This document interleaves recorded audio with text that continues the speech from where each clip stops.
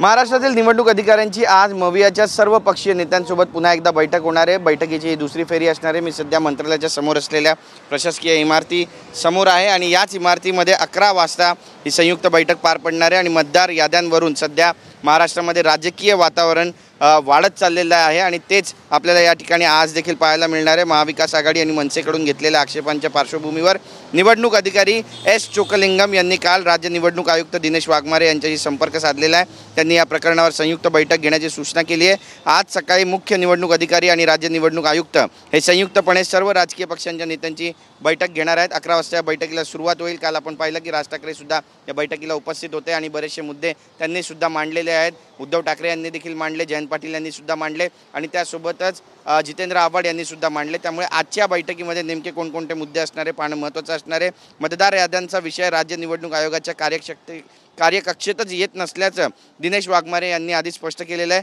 स्थानिक स्वराज्य संस्थांच्या निवडणुकांसाठी वापरल्या जाणाऱ्या मतदार याद्या केंद्रीय निवडणूक आयोगाकडून तयार केल्या जातात आणि राज्य आयोगाला त्या यादीत नावं वगळणं किंवा बदल करण्याचा कोणताही अधिकार नाही असं देखील त्यांनी स्पष्ट केलेलं आहे आणि यावरच बऱ्याचशा शंका कुशंका देखील उपस्थित केल्या जात आहेत।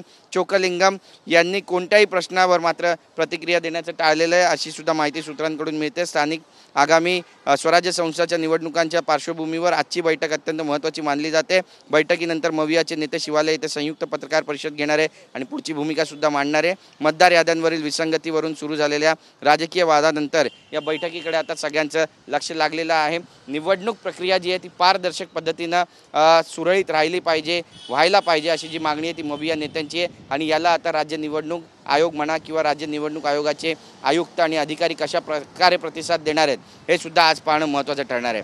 कॅमेरा पर्सन योगेश गुरवसह गिरीश गायकवाड, TV9 मराठी, मुंबई।